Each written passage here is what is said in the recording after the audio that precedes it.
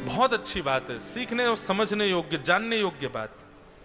दिति कहती हैं, चलिए अच्छा है कि मेरे पुत्र भगवान के हाथों मरेंगे, कहीं अपने दुष्कर्मों की वजह से किसी ब्राह्मण के कोप से तो नहीं उनका वध होगा।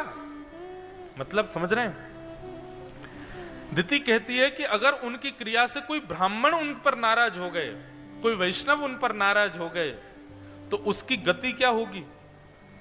ठाकुर जी नाराज होते हैं और नाराज होकर के वध करने आ जाते हैं तो वैकुंठ मिल जाता है, लेकिन यदि ब्राह्मण नाराज हो जाए, वैष्णव नाराज हो जाए, भक्त वृंद नाराज हो जाए, तो यहां पर लिखा है नार कश्चानुगृह्यन्ति याम याम योनि मसौ गतः। उसको नरक में भी स्थान मिलना मुश्किल हो जाता है, उसको 84 लाख योनियों में क्षण क्षण भर के लिए जाना पड़ता है, कितनी यातनाएं उसको भोगनी पड़ती हैं। इसलिए दिति कहती है ये अच्छा है कि भगवान नाराज होंगे, कम से कम ब्राह्मणों से नाराज नहीं होना चाहिए, ब्राह्मण नाराज ना हो उन पर, ये अच्छा है। दिति महाराज दिति की बात सुन करके कश्यप ऋषि प्रसन्न हुए। फिर जय विजय के पूर्व जन्म की कथा बताई गई, ये हिरण्यकश्यप हिरण्याक्ष की। ये पहले जय विजय नाम के भगवान के दूत थे, पार्षद, पर संत अपमान किया। सनक सनंदन सनातन सनत कुमार दर्शन के लिए गए भगवान के, और इन दोनों ने रोक दिया। बंधुओं, संत यदि आपके द्वार पर आए, आप कितने भी व्यस्त हों, बहुत ध्यान से सुनिएगा, कोई वैष्णव द्वार पर आ जाए, संत द्वार पर आ जाए, और आप कितने भी व्यस्त हों, किसी भी कार्य में हो, प्रयास करो तत्क्षण प्रस्तुत हो उनके सामने। उनके चित्त में कदापि ये भाव नहीं आ जाए कि हमारा अनादर हो गया है। वैसे तो देखो, संतों को भी चाहिए कि ऐसा अपना स्वभाव बनाए कि हर जगह अनादर हो, ऐसी भावना उनके मन में ना आए कि यहां मेरा अनादर हो गया, यहां मेरा अनादर हो गया।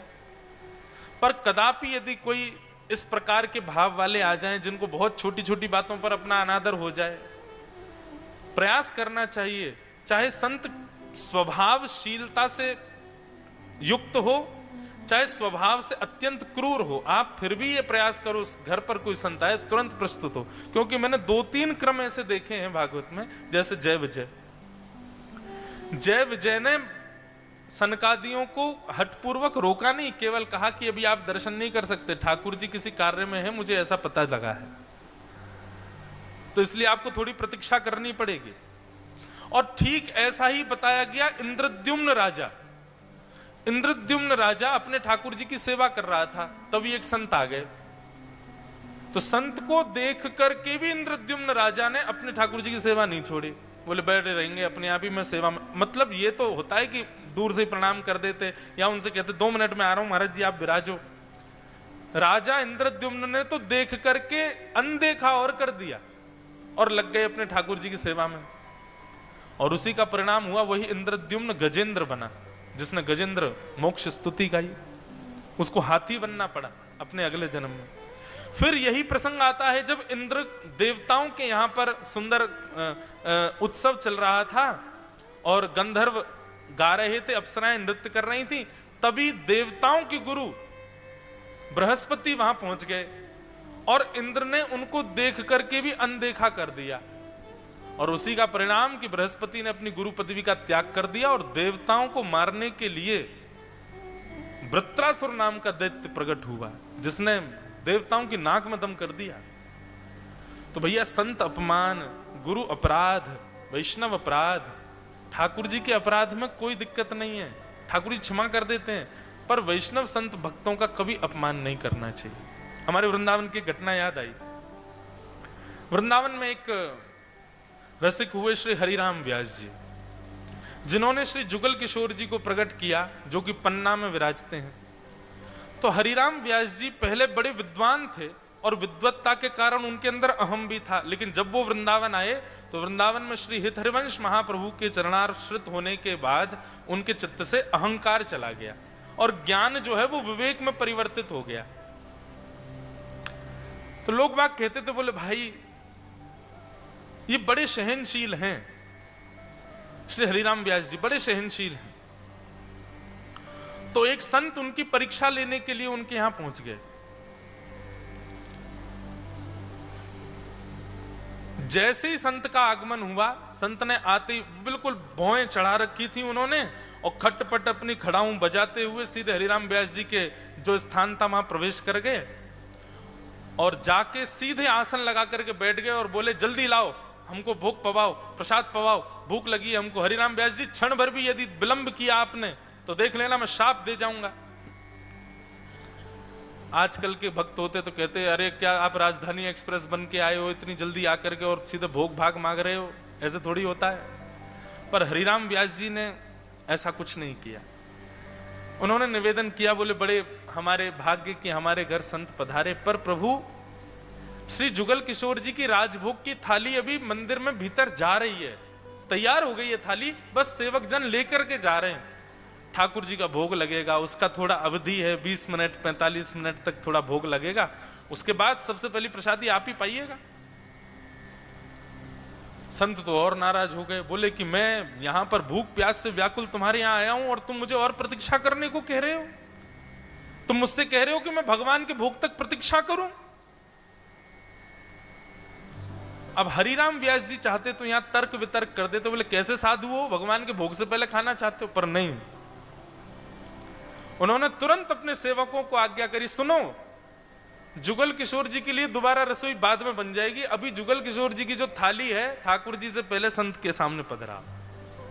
साक्षात जुगल किशोर जी ही संत के रूप में पधारे हैं, इनके सन्मुख रखो। और श्री जुगल किशोर जी को बिना भोग लगे ही उनकी भोग की थाली संत के सामने पधरा दी। साधु पाने लगे। अब पाते पाते पता नहीं किसी सामग्री में थोड़ा नमक मिर्च कुछ ज्यादा कम कुछ हुआ होगा। अब पहले वो तो परीक्षा लेने आए थे हरिराम व्यास जी की। हरिराम व्यास जी पहली परीक्षा में तो पास हो गए कि बोले भाई इनके ठाकुर जी की भोग की प्रसादी मैंने मांग ली और इनको फिर भी गुस्सा नहीं आया। रसोईया जन अंदर से आंख दिखा रहे थे हरिराम व्यास जी को। हरिराम व्यास जी बोले नहीं दोबारा रसोई बनाओ, दूसरी जुगल किशोर जी का दूसरा भोग बनाओ। आज ऐसा मान लेंगे कि हमारे यहां सचल जुगल किशोर जी आए तो एक थाली उनकी चली गई। अब पाते पाते किसी में नमक मिर्च थोड़ा कम रह गया होगा, ज्यादा हो गया, कुछ हुआ तो संत को इतना क्रोध आया कि थाली उठा करके हरिराम व्यास जी के मुंह पे ही मार दी। सब्जी से युक्त उसमें सब सामग्री रखी निष्ठुर थाली उनके मुख पर दे मारी परीक्षा लेने के लिए। हरिराम व्यास जी मुख पर जैसी थाली पड़ी तो अपने अंग प्रत्यंगों में जहां कहीं दाल कड़ी छींटे गिरे, चावल गिर गए, रोटी गिर गई, वहां से उसको ऐसे समेटने लगे और समेट करके एक एक अन्न एक एक वस्तु को समेट करके और ऐसे अपनी झोली में भरने लगे। और हरिराम व्यास जी बोले मैंने तो गुरुजनों से सुना था कि साधु बड़े कृपालु होते हैं, पर आज देख लिया। तभी हरिराम व्यास जी का एक सेवक आ गया, बोले क्या साधुता दिख रही है आपको इसमें? हमारे जुगल किशोर जी की थाली खा गया बाबा, ऊपर से आपके मुंह पे दे मारी और आप कह रहे हो ये साधुता। बोले ए चुप हो जाओ, देख नहीं रहे हो? संत जब प्रसाद पाते हैं तो प्रसाद पाने के बाद उनकी टूक प्रसादी पाने से भक्ति बढ़ती है। जो संत छोड़ दें अपनी थाली में उसको पाने से हमारे भीतर भाव निर्मित होता है। परंतु आज मेरे साथ तो अद्भुत हुआ, संत ने झूठन प्रसादी छोड़ी नहीं बल्कि झूठन प्रसादी मेरे मुख पे ही दे मारी। लो ठूस लो अपने मुख में, लो खाओ इसको, पाओ। छोड़ करके जाते फिर उसमें से बीन करके मैं पाता, पर इन्होंने तो मेरे मुख पर प्रस्तुति ही कर दी है।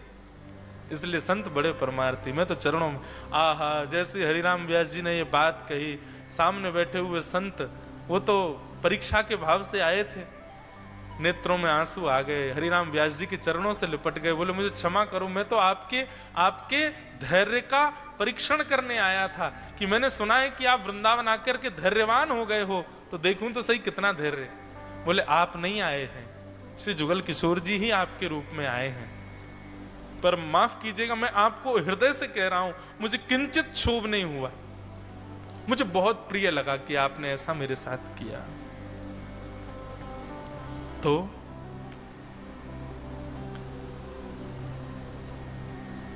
संत महापुरुष साधु ये कभी भी आमे बंधुओं, इनका कभी निरादर ना हो, ये भाव रखो।